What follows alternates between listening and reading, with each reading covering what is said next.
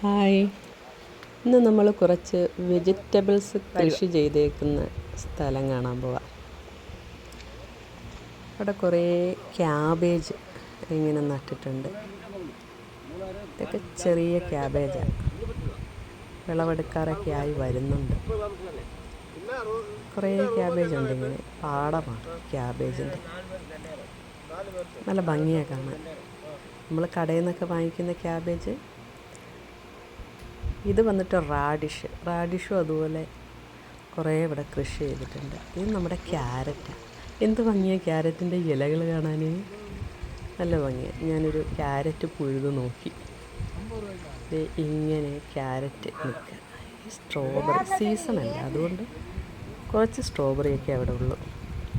നല്ല ഭംഗിയാണ് കാണാൻ, ഇങ്ങനെ കുഞ്ഞ് സ്ട്രോബെറികൾ. ഇത് ടൊമാറ്റോ ഇങ്ങനെ പിടിച്ച് കിടക്കുക, ടൊമാറ്റോസ്. ഇതെന്തോ ഒരു സാധനം, ചുണ്ട പോലെ എന്തോ. എനിക്കറിയില്ല അതിൻ്റെ പേരറിയില്ല ഇതിൻ്റെ എനിക്ക്. അവിടെ ഇങ്ങനെ നിൽക്കുന്നു. ഇതാണ് ദേവദാരു. നിങ്ങളാരെങ്കിലും ദേവദാരു കണ്ടിട്ടുണ്ടോ? ഈ ദേവദാരുവിന് 15 വർഷം പഴക്കമുണ്ടെന്നാണ് അവർ പറയുന്നത്. നമ്മുടെ പൈൻ മരങ്ങളുമായിട്ട് ഒരു സാദൃശ്യം തോന്നും ദേവദാരു കണ്ടു കഴിഞ്ഞാൽ. ഞാൻ ആദ്യമായിട്ടാണ് ദേവദാരു കാണുന്നത്. ഇതാണ് ദേവദാരു വൃക്ഷം.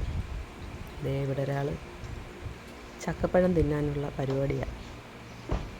വിളഞ്ഞോന്നൊക്കെ പരിശോധിക്കുക.